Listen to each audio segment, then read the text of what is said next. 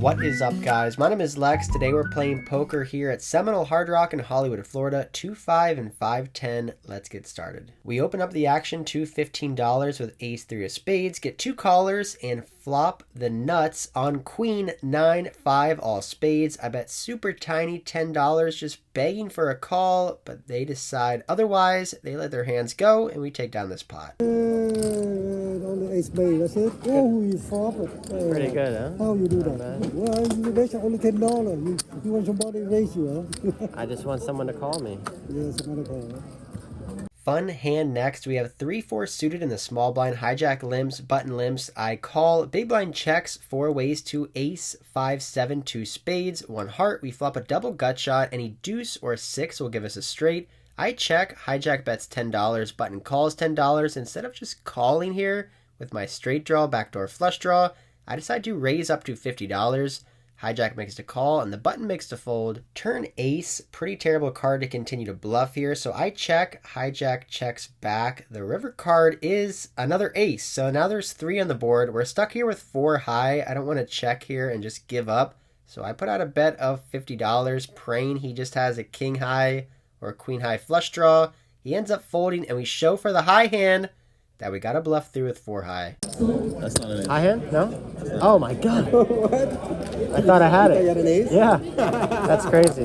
You flopped it like you did. I'm playing 2-5 while I'm waiting for a 5-10 game to open up, and I've noticed that I don't recognize any of the players I'm playing against. I have no idea their play styles, if they're tight, passive, loose, or aggressive. So when we have pocket 10s and there's a cutoff raise, a button call, and a small blind 3-bet to 65, I decide to just call and evaluate post flop, and we end up going heads up. Board is ace, king 5 rainbow. We miss our set, and there's 2 over cards to our pair. My opponent continues for $75, and with third pair here against a 3-betting range in the small blind in a midday 2-5 game against an older Asian male, I just let this one go. Nothing too exciting has happened in this game so far, but that is about to change. Button straddle raised to 30, and I peel back pocket aces in under the gun.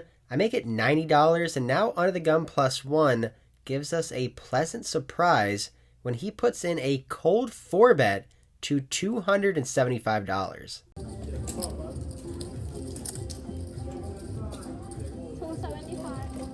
There's a couple great things in poker, maybe flopping the nut flush or making a full house, but getting 4-bet with pocket aces is one of those amazing dream spots. The action folds back around to me. I think I have 2 options here. I could call and slow play, or I could put in a 5-bet. I guess I could possibly jam for $1,000, but I would hate to see my opponent hero fold a hand like ace-king suited or pocket queens. Given the fact that there is just so little 4-betting in this game, I think a 5-bet would just be an overplay. I don't want to scare my opponent off, so I decide to make the call. Pocket aces going to a flop here. Out of position in a 4-bet pot, we get one of the safest boards you can ask for. 6-4 deuce rainbow. A beautiful flop. Because ranges are going to be so tight with a 3-bet and a 4-bet from early position, we're looking to fade a king and a queen on the flop because my opponent's most likely going to have hands like pocket kings or pocket queens. I check over to him, and he continues for a pretty decent sizing of $250. Just like pre-flop, we're now stuck with a decision here. One of 2 ways: we can call and continue to slow play, or we could just rip it all in. Given the fact that the flop is so dry, I want to pretend like I have hands like jacks or 10s or queens, and I'm not really sure where my opponent's at. If I jam all in here, he may possibly hero fold a hand like pocket queens, and if he has ace king, he's never going to be calling a jam. We don't have to protect from anything. There's no flush draws, no straight draws. If he has pocket kings or pocket queens, he only has 2 outs, and if he has ace king, he's drawing dead. So I decided to just continue with the slow play and make the call. The dealer collects the chips to put in the middle of over a $1,000 pot with pocket aces. We're looking for a clean turn card to hopefully get all the money in. The dealer puts out a 6, pairing the board. Check. GB for 1-2, GB 1-2. All in.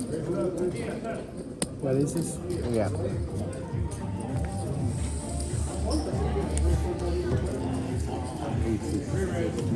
Sorry, man. It's all good. Oh, nothing you can do. Nothing you can do. I think. Yeah. Yeah. Nothing you can do. I have an ace. You have ace or aces? So seven. Hey, 5 shooter. I got a gut. I think I have a little less. Yeah. This is his, right? Yeah, Yeah. I got the black under there. Yeah. Wait, just let's keep everything on my side. This is mine, right? Yeah, that's yours. Okay, keep it all on my side. So just count my stack and then. Thanks. We get extremely lucky aces versus kings in a 4-bet pot. We get one of the best runouts possible to win over a $2,000 pot. There really wasn't much skill or strategy in this hand. We just got super lucky, cooler in my opponent. Just about 3 weeks ago, I was playing 5, 10, 25. I had pocket kings. I put in a cold 4-bet to $800 and my opponent jammed for $3,000. I made the call and he had pocket aces and we lost. So it's nice to be on the right side of a cooler. Just about an hour into our session, we're already up about $1,000. In this next hand, I'm in the big blind. There's an under the gun +1 raised to $10, 2 callers, and I look down at pocket kings. I raise here to $55. Under the gun +1 makes the call, and everybody else folds. We're going heads up to the flop, which is queen, queen 8, 2 spades. I glance over at my opponent's stack and he has about $165 left, and I think on this board we're going to be way ahead or way behind, and I think most of the time we're going to be way ahead here, so I decide to check over to him, hoping maybe it'll induce him to bluff all in or value bet a worse hand. He decides to check back and the deuce of spades comes out on the turn. Now I'm going to bet. I decide to put out a couple green chips and he decides to just rip his stack in there. We make the call and we're all in again with a big pocket pair. I call.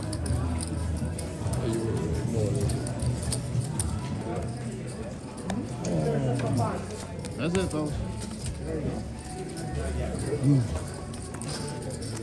Oh, man. We actually get a pretty terrible river, the 4 of spades. Now, any spade will make a flush, but my opponent shows ace, deuce of hearts for bottom pair, and that is not going to beat pocket king. So we end up taking down another pot here. We then get called for a new 5-10 game, so I head over there, buying for $2,500. The table lineup is okay. It's a mix between tough Euro pros and recreational players. We decide to add a $25 straddle under the gun, so we're playing 5, 10, 25. I'm the first person to straddle, and we get red pocket aces for the second time today. Hijack player limps for $25. Small blind makes it $125. He started the hand with $2,500. I started the hand with $2,500. Let's play for more. I re-raise here to $350. Unfortunately, unlike the first time we get pocket aces, we don't get 4-bet, but we get the next best thing. My opponent makes the call out of position, so we're going to over $800 in the middle, and we see a board of Jack 8-4 with no suit. He checks over to me. I think on this board I should be betting around half pot or a little bit smaller, so I decide to bet $300, and unfortunately, the chips stick together and I accidentally bet $400. Live misclicks are definitely a thing. My opponent doesn't think for too long though and lets his cards go. One thing I have been debating in my mind for the last year or so is it worth it to play in these bigger games versus much tougher players, or playing smaller games against weaker players? I'm interested to hear what you guys have to say about this topic. Would you rather play a huge game versus tougher players with a lot of money, or a smaller game with weaker players with less money? In my opinion, if you want to be the best, you got to play against the best. So as long as my bankroll allows it and I feel like I have some edge against some of the players, I'm going to continue to push myself to play higher stakes. It doesn't matter what stakes you play, getting pocket aces back to back is pretty damn nice. Early position limps for $25. Same player from last hand makes it $125 in the cutoff. Given the fact that I'm out of position in this hand, last hand I was in position in the big blind. This time I'm out of position. I decide to raise it up here to $475. I'm not a huge fan of doing mandatory $25 straddles when everyone has $2,000 to $2,500. That means everyone's 100 big blinds deep, which means that poker is a little bit more face up. You don't have as many big blinds to play for. In this hand, my opponent ends up letting it go. If it wasn't a straddle pot, I'm pretty sure he would call, but a $475 raise is pretty damn big. But aces 3 times, not cracked once, I'll take it. One orbit later, we're in the small blind with another pocket pair, but a little bit smaller, pocket jacks this time. There's 2 limps to me. I'm out of position against players who like to see some flops, so I bump it up big here to $150. I get a cold call right away from the big blind, and then one of the later position limpers makes the call, so we're 3 ways to a Jack 8-4 board. We flopped the nuts, top set. Sometimes with top set I would check, but multi-way on a board like this with a bunch of straight draws out there and also some lower possible sets my opponent's going to have, I think the best line here is to bet relatively small, hoping to get called by worse hands or maybe even possibly raised. I make it $200 and the big blind has something to say to me. Don't raise. I'm just thinking what to raise to.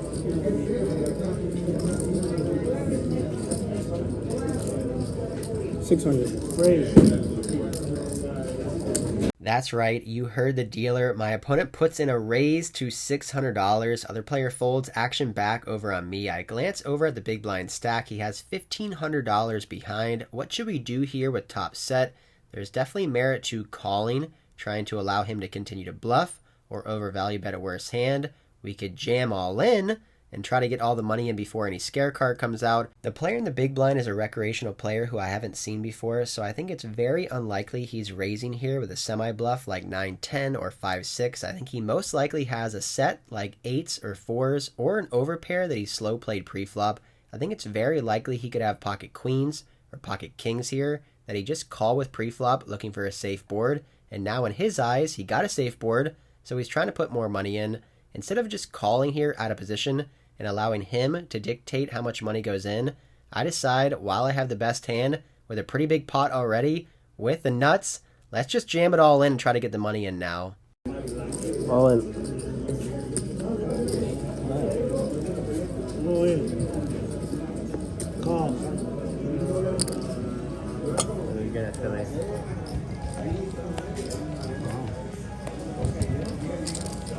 I have jacks. Trips. We shove all in for my opponent's last $1,500 and he makes a very fast call. I show pocket jacks and he shows me pocket kings, so we get extremely lucky there, flopping a set versus an overpair. I'm really glad I just went all in on the flop.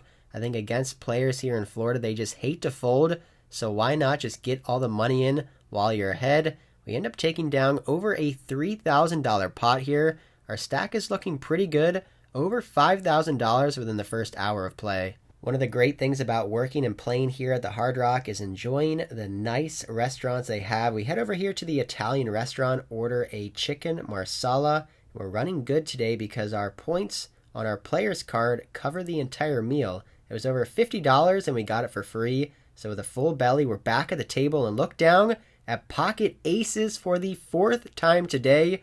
Running good at the restaurant and on the poker felt. I make it $75. Everybody folds back to the big blind and I'm a little bit worried I'm not going to get any action here, but the big blind calls and the straddle calls as well. So 3 ways in position with the best hand you can get pre-flop. We see a board of king 9-10 rainbow. When the players check to me, I think this is an interesting spot.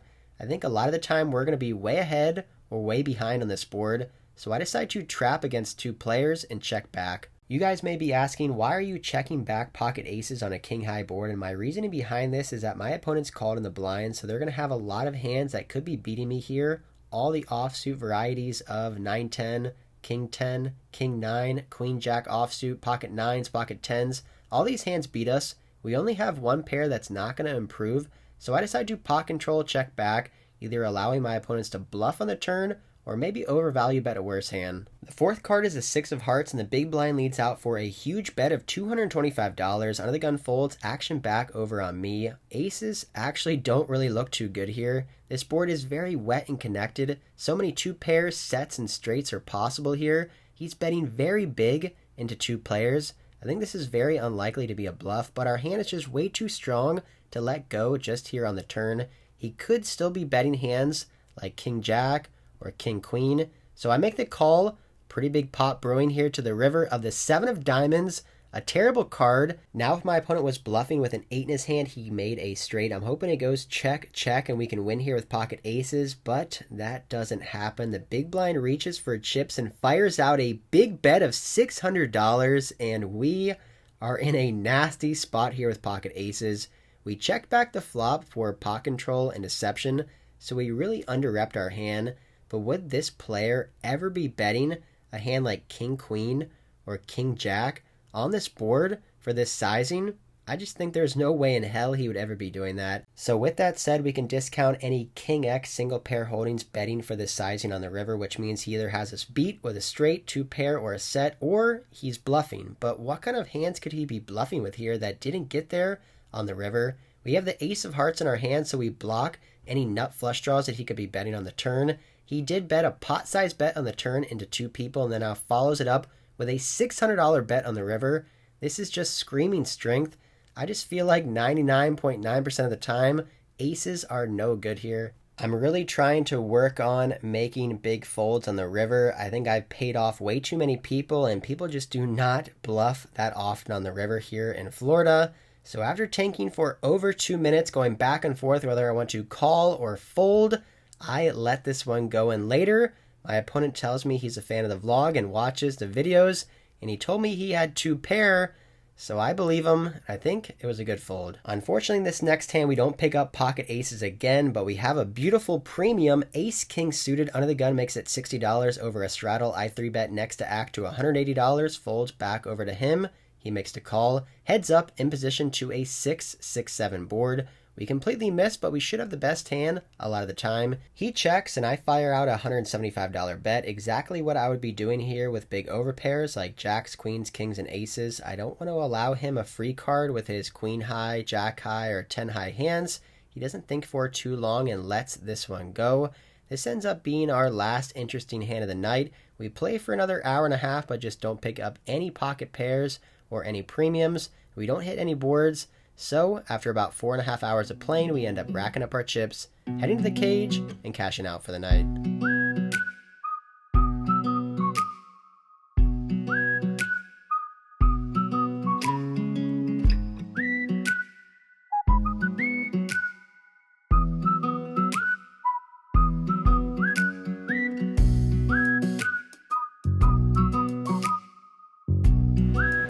Alright guys, that is it for this one. Back here with the little buddy Rogue, playing 2-5, 5-10 today at Seminole Hard Rock here in Hollywood, Florida. Ran good in the beginning, 2-5, aces in a 4-bet pot versus pocket kings.